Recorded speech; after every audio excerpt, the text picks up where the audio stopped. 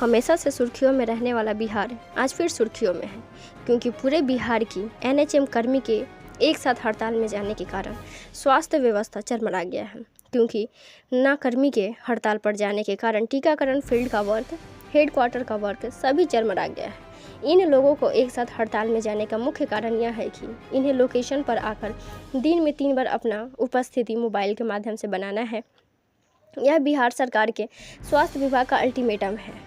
लेकिन एनएचएम के जितने कर्मी हैं उनका कथन है कि बिहार सरकार के स्वास्थ्य विभाग की यह दोहरी नीति हम लोग नहीं मानेंगे, क्योंकि हम लोग फील्ड वर्कर हैं, फील्ड में काम करते हैं। फील्ड में अनेक प्रकार की समस्या है, जहां पीने को ना पानी है, ना ही शौचालय को बाथरूम और ना ही मोबाइल चार्ज करने को बिजली। इस भीषण गर्मी में पंखा की बात तो छोड़िए, और वहीं स्वास्थ्य विभाग के दूसरे कर्मचारी को अपने लोकेशन पर आकर उपस्थित बनाने को प्रतिबंधित नहीं है, जबकि एक पद और दोहरी नीति, क्योंकि वेतन का भी विसंगत है। एक ही पद पर रहते हुए हम दोनों के वेतन में ज़मीन आसमान का अंतर है। हमसे उन्हें दुगना वेतन मिलता है, फिर भी उन्हें लोकेशन पर आकर उपस्थिति दर्ज करने की कोई ज़रूरत नहीं। लेकिन हम फील्ड में रहते हैं, प्रत्येक रोज़ नई नई जगह पर टीकाकरण करते हैं, फिर वहां से आकर अपने लोकेशन पर उपस्थिति बनाना बेहद कठिन कार्य है। हो सकता है बिजली ना रहने के कारण भी मोबाइल स्विच ऑफ हो जाए, तब हम अपना उपस्थिति कैसे दर्ज कराएंगे? उसे दिन में तो कार्य करते हुए भी अनुपस्थित कहलाएंगे। इसलिए अगर बिहार सरकार नियम बनाई है तो वह सब पर लागू करे, हम लोग का वेतन समान करे, तब जाकर के हम लोग अपना उपस्थिति दर्ज कराएंगे। नहीं तो हम लोग अनिश्चितकालीन हड़ताल पर रहेंगे, चाहे स्वास्थ्य विभाग हमें नौकरी से निकाल क्यों ना दे। देखिए मौके से यह रिपोर्ट किसने क्या कहा। तिरहुत लाइव न्यूज़ नेटवर्क के साथ अनुमंडल ब्यूरो चीफ पुपरी राम श्रेष्ठ पासवान के साथ धन्यवाद। समान वेतन मिले और रेगुलर कर दे, हम लोग तैयार हैं। दो रंग का नीति हम लोग नहीं अपनाना चाहते। हमारा एनएच कर्मी है, हम लोग अपना रहा है, जो रेगुलर कर्मी उस पर नहीं अपना रहा है। क्या दो रंग का क्या नीति है? रेगुलर वाला को वेतन ज़्यादा है और एनएच कर्मी का वेतन कम है, और उसको कहता है फेस अटेंडेंस बनाने के लिए। इसलिए हम लोग फेस अटेंडेंस का विरोध करते हैं। हम लोग आप लोगों को तो अक्सर देखते हैं कि फील्ड में रहते हैं, तो वैसे में कैसे सुविधा आप दे पाइएगा? फील्ड में मेरा ड्यूटी पीएससी पर ही है, हम लैब टेक्नीशियन है। अच्छा, मान के चलिए हम लोग एनआरएच में का है, वेतन कम है और अटेंडेंस फेस वाला है, वो नहीं चलेगा। हम लोग एक जानते हैं कि हम लोग करने के लिए तैयार हैं।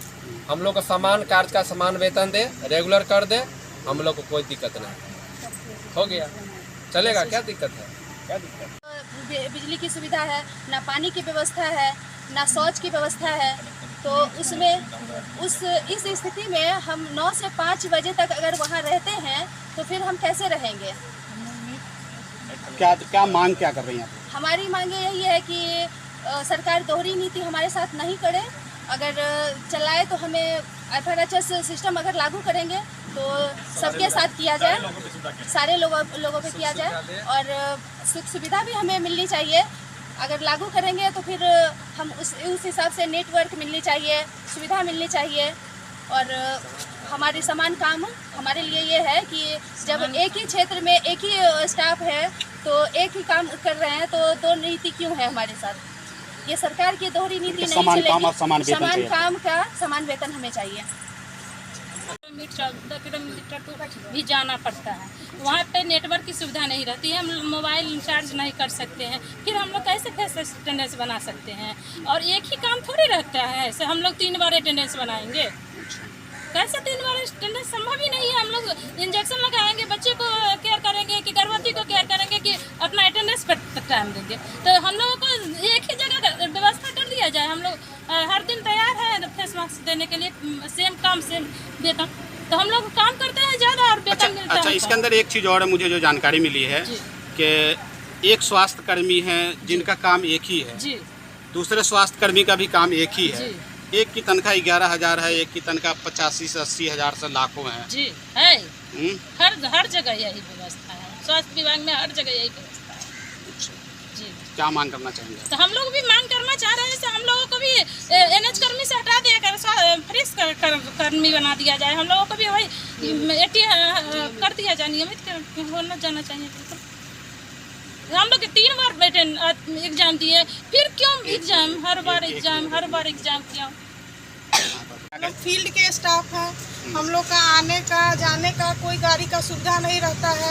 रास्ता रोड इतना जर्जर है कि कोई गाड़ी नहीं मिलती है। 8 किलोमीटर 10 किलोमीटर हम लोग को पैदल तय करके वहाँ जाना पड़ता है। और जाने के बाद जहाँ हमारा सेंटर रहता है, जहाँ टीकाकरण करना रहता है, वहाँ पे बैठने की कोई सुविधा नहीं रहती है। न वहाँ हम लोग को पानी रहता है, न अगर फ़ोन है तो डिस्चार्ज हो जाएगा तो उसको चार्ज करने की कोई सुविधा नहीं रहती है।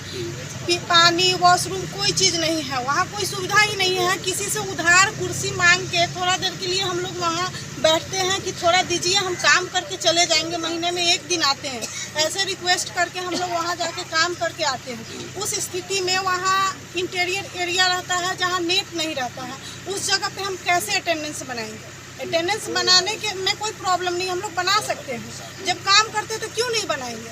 बना सकते हैं, लेकिन ऐसा जगह हमारा ड्यूटी है वहाँ हमको कोई सुविधा नहीं है। और सुविधा नहीं है तो हम उसको कैसे आज लागू कर ले, कल हम उसको नहीं पालन कर पाएंगे। मेरा फ़ोन बंद हो जाएगा, नेट नहीं रहेगा, उस स्थिति में तो हमको अनुपस्थित माना जाएगा। तो इसलिए कह रहे हैं हम लोग को, या तो हम लोग को सुविधा दिया जाए, किसी एक जगह पे टीकाकरण करें जहाँ सारी सुविधा हो, किसी एक जगह पे काम करें जहाँ सारी सुविधा हो, तो अटेंडेंस बनाएंगे। कोई सुविधा है ही नहीं, फिर हम लोग अटेंडेंस कैसे 3 बार बनाएंगे? और हमारा लोकेशन ड्यूटी का पोस्टिंग कहीं और है, क्षेत्र में ड्यूटी कहीं और करते हैं, तो फिर हम अपने पोस्टिंग वाले जगह पे आके 3 बार कैसे अटेंडेंस बना के फिर क्षेत्र में जाएंगे? जी, ये बड़ा आपका ये अहम मुद्दा है ये कि हम क्षेत्र में जब काम कर रहे हैं तो फिर हम बार बार कहाँ से आएंगे? 3 बार कैसे आएंगे अपने पोस्टिंग वाले जगह पे?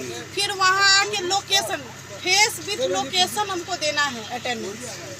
फेस के साथ लोकेशन, विदाउट लोकेशन फिर नहीं हो पाए, तो लोकेशन भी देना है और फेस भी। तो हम वहाँ से 8 किलो 10 किलोमीटर की दूरी पे है, तो उतना दूरी तय करके हम आके 3 बार अटेंडेंस बनाएंगे या हम काम करेंगे। और काम में भी है कि वहाँ पे हम लोग जब काम करते हैं तो एक ही काम नहीं है, रजिस्टर मेंटेन करना, टीकाकरण करना, गर्भवती का देखना, फिर उसको ऑनलाइन पोर्टल पे चढ़ाना। हम लोग घर में भी काम करते हैं, सिर्फ वहीं पे नहीं करते हैं। हम लोग 5 बजे 5:30 बजे क्षेत्र से निकलते हैं अपने घर के लिए। अच्छा, कितना देर काम करती होंगी आप पूरा 24 घंटे में? हम लोग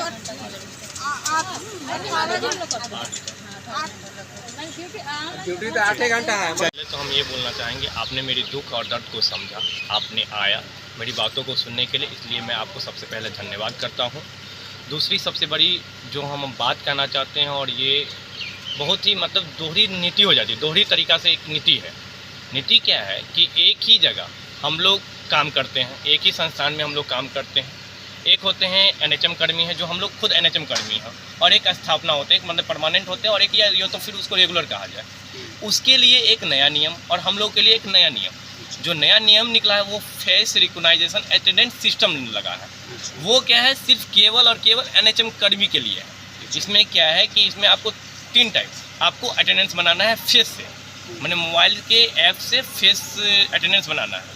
वही ठीक है, फेस अटेंडेंस हम बनाएंगे, उसमें हम सक्षम हैं, कहीं से हम लोग उसमें कटौती नहीं करेंगे। जो आपका फरमान है वो फरमान हम निभाएंगे, लेकिन वही फरमान आप सारे लोगों पे निभाइए। क्यों आप रेगुलर वाले पे क्यों आप नहीं लगा रहे हैं? क्यों उनको क्या वो काम नहीं करते? क्या उनको आप वेतन नहीं देते हैं? अच्छा, काम तो बराबर करते हैं। वो भी ऑफिस में काम करते हैं, वो भी फील्ड में काम करते हैं। हम लोग भी जितने भी एनएचएम कर्मी हैं वो भी फील्ड में काम करते हैं, ऑफिस में काम करते हैं। जिनका जहाँ सिस्टम है, जहाँ उनका पोस्टिंग है, उस अनुसार वो काम करते हैं। तो इस तरह की जो दोहरी नीति है, इस नीति को पहले सरकार इस पे अमल करे, और ये अमल करके ये करे कि नियम लगाए तो सारे लोगों पे लगाए, मैंने दोनों कर्मी पे लगाए। अच्छा, एक चीज और है जो मुझे जानकारी मिली है कि जो फेस अटेंडेंस है और लोकेशन पर आके बनाना है, और आप लोग तो फील्ड में काम करते हैं। नहीं, बाकी लोग जो भी लोग हैं जिनका पोस्टिंग जहाँ है, मान लेते कोई भी एनएमआर है, काउंसलर है, सीएचओ है, आरबीएस के डॉक्टर है, आरबीएस के एनएम है, तो सबका पोस्टिंग पैलेस है। पोस्टिंग पैलेस मतलब लोकेशन होता है नानपुर, तो ये नानपुर जहाँ मेरी पोस्टिंग पैलेस है वहाँ आके मुझे बनाना होगा अटेंडेंस। लेकिन होते तो क्षेत्र में होते हैं, ये जो एनएमआर क्षेत्र में होती तो उनको वहाँ उनको भी लोकेशन पे आके बनाना है। तो ऐसे में कैसे पॉसिबल है? ये वहाँ यही चीज़ की समस्या हो रही है कि उन लोगों के जो जहाँ पे वो बनाएंगे वहाँ पे नेटवर्क इशू होगा, बहुत सारा होगा कि बहुत दूर दराज क्षेत्र में इन लोग अटेंडेंस बनाते हैं। तो हो सकता है कि मोबाइल डिस्चार्ज हो जाए, जाते Online करते जाते करते नेटवर्क मोबाइल इशू हो जाए, तो इसके कारण भी ये पॉसिबल नहीं हो सकता है। लेकिन ठीक है, सरकार की क्या जो क्या मांग करना चाहेंगे? जो सरकार की नीति है उस नीति पे हम लोग अपनाने का काम करेंगे। उसमें कहीं से भी कोई आती नहीं, कटौती नहीं है, उसमें कुछ नहीं है। लेकिन यही नीति सारे लोगों पे लगाए, एक संस्थान में जितने सारे कर्मचारी उन सारे लोगों पे लगाए। और दूसरी मांग मेरी ये है कि आप जब काम करवाते हैं हम लोग को, तो समान काम और समान वेतन। वेतन में भी बहुत सारी कटौती बातें होती है कि हम लोग को 12 से 15,000 20,000 पे हम लोग को रखते हैं। वही हम लोग के जो होते हैं 100 के पोस्ट, उनका 32,000 35,000 40,000 50,000 इस तरह की सैलरी है। अच्छा जी, इसको भी आप काम एक ही है लेकिन सैलरी दो है। जी, सैलरी अलग अलग होती है। जो रेगुलर होती है उसको ऑटोमेटिक है, उसका ग्रेड पे हो जाता है, तो उनको ऑटोमेटिक है कि सैलरी हम लोग को मिलेगा।